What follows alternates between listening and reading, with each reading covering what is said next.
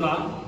ಯಾಕಂದ್ರೆ ಬಡವರು ಯಾರಾದರೂ ಕೆಲ ಜಾತಿಯವರು ಏನಾದ್ರು ಧರಣಿಗಳು ಮಾಡಿದ್ರು, ಇನ್ನೊಂದು ಮಾಡಿದ್ರು, ಅವರು ಉಸೂಲು ಅಂತಾರೆ.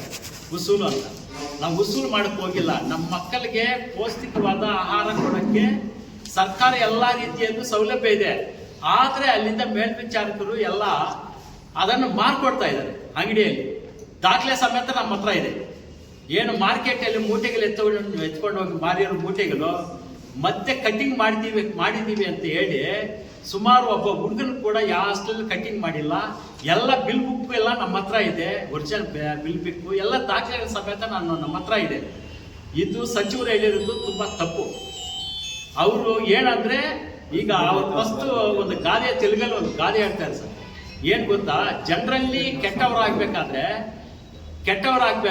ಇವನು ಕೆಟ್ಟವನು ಮಾಡಬೇಕಾದ್ರೆ ಅವರು ತಿರುಗಿ ಯಾವುದೋ ಒಂದು ನಾಯಿ ಇರ್ಬೋದು, ಇದಕ್ಕೇನು ಗೆಜ್ಜೆನೋ ಇಟ್ಟಿದೆ, ಇದಕ್ಕೆ ಕಲ್ಲುಗಳಿಂದ ಹಾಕಿ ದೂರ ಮಾಡ್ರಿ ಅದು ಅಂತ ಹೇಳ್ತಾರಲ್ಲ, ಆ ಥರ ಕೆಟ್ಟವನಾಗಬೇಕು. ಮತ್ತೆ ಹೆಂಗ್ ಹೊಡಿಬೇಕು ಅನ್ನೋದು ಪಿತೂರಿ. ನನ್ನ ಮೇಲೆ ಈಗಾಗಲೇ ಮರ್ಡರ್ ಮಾಡೋಕ್ಕೆ ಎಲ್ಲ ಪ್ಲಾನ್ ಮಾಡಿದ್ದಾರೆ. 30 ಲಕ್ಷ ಈಗ ಪ್ರೆಸೆಂಟ್ 20 ಲಕ್ಷ ಕಲೆಕ್ಟ್ ಆಗಿದೆ. ಇದಕ್ಕೆ ಬಾಲಾಜಿ ರೆಡ್ಡಿ ಇದ್ದಾರೆ, ಸುಧಾಕರ್ ರೆಡ್ಡಿ ಅವ್ರ ಅಣ್ಣ ಬಾಲಾಜಿ ರೆಡ್ಡಿ ಇದ್ದಾರೆ, ಮತ್ತೆ ನಮ್ಮ ಉಸ್ತುವಾರಿ ಸಚಿವರು ಕೂಡ ಇದರಲ್ಲಿ ಇದ್ದಾರೆ, ನಿವೃತ್ತಿ ಪಾನಪರೆಡ್ಡಿ ಅವರು ಇದ್ದಾರೆ, ಇನ್ನೂ ಅನೇಕ ಮರ್ಡರ್ಗಳು ಮಾಡಿರೋರು ಎಲ್ಲರೂ ಅವ್ರ ಜೊತೆಯಲ್ಲಿ ಇದ್ದಾರೆ. ಈಗಾಗಲೇ ನಾನು DIGಗೆ IG ಏನು ಸರ್ಕಾರಕ್ಕೆ ನಾವು ಮನವಿಗಳನ್ನು ಕೊಟ್ಟಿದ್ದೀವಿ, ಮಿನಿಸ್ಟ್ರಿಗೂ ಕೊಟ್ಟಿದ್ದೀವಿ. ಯಾರ್ಯಾರು ಏನೇನು ಮಾಡ್ತಾ ಇದ್ರು ಅನ್ನೋದು ನಾವು ಈಗಾಗಲೇ ತಿಳಿಸಿದ್ದೀವಿ ಸರ್. ನಾವು ಯಾವುದೇ ಕಾರಣಕ್ಕೂ ಅವ್ರಿಗೆ ಇದೆ ಉಸೂಲು ಅಂತ ಹೇಳ್ತಾರಲ್ಲ, ಬಡವರು ಒಳ್ಳೆ ಬಟ್ಟೆ ಹಾಕ್ಕೊಂಡ್ರೆ ಅವ್ರಿಗೆ ಆಗಲ್ಲ. ಯಾಕಂದ್ರೆ ಸುಧಾಕರ್ ರೆಡ್ಡಿ ಹತ್ರ ನಾನು ಇದ್ದೆ ಮೆಂಬರ್ ಆಗಿ. ನಾನು ಶೂ ಹಾಕ್ಕೊಂಡ್ರೆ ಕೆಳಗಡೆಯಿಂದ ಮೇಲಿಂದ ನೋಡ್ತಾ ಇದ್ರು ನನ್ನ. ಅದಕ್ಕೆ ಅಲ್ಲಿಂದ ನಾನು ಬಿಟ್ಟಿದ್ದು. ಈಗ ನಮ್ಮ ಮಕ್ಕಳಿಗೆ ಅಲ್ಲಿ ಊಟ ಕರೆಕ್ಟಾಗಿ ಆಗ್ತಾ ಇಲ್ಲ ಅಂತ ನಾನು ಧರಣಿ ಮಾಡಿದ್ರೆ ಉಸೂಲಕ್ಕೆ ಮಾಡಿದೆ. ಅದು ಉಸೂಲು ಯಾರ ಹತ್ರ ಮಾಡಿದೀನಿ, ಯಾರು ಕೊಟ್ಟಿದ್ದೆ ಅಂತ ಹೇಳ್ಬೇಕು. ಇಲ್ಲ ಅಂದ್ರೆ ಪತ್ರಿಕಾ ಮಾಧ್ಯಮದಲ್ಲಿ ಮುಖಾಮುಖ ಬರಲಿ ಸಚಿವರೇ, ನಾನು ಕೂತ್ಕೊಳ್ತೀವಿ, ಹೇಳಿ.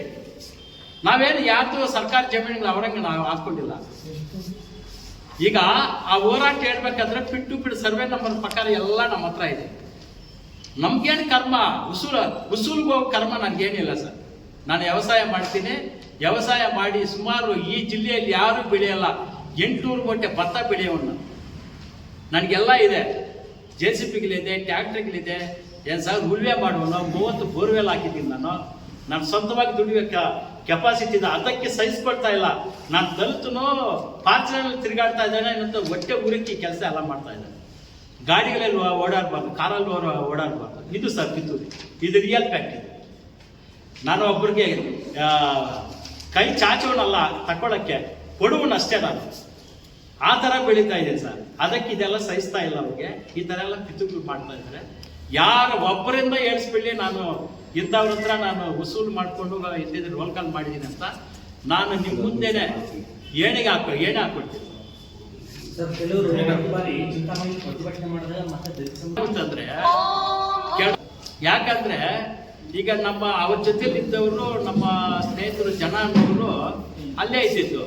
ಅಂಬೇಡ್ಕರ್ ಪುತ್ಲಿಯನ್ನ ಅಲ್ಲಿಂದ ಎತ್ತಾಕಬೇಕು ಅಂತ ಹೇಳಿದ್ದ ವಿಚಾರ ಅವ್ರ ಮುಂದೆ ನಡೆದಿದೆ. ಆ ವಿಚಾರ ಬಂದು ಆ ಹುಡುಗನಿಗೆ ಮನಸ್ಸಿಗೆ ಬಂದಿದೆ. ಅವಾಗ ಹೇಳಿದಾಗ ಅಂಬೇಡ್ಕರ್ ಕ್ಯಾಶ್ ಅಲ್ಲಿ ಎತ್ತಾಕಿದ್ರೆ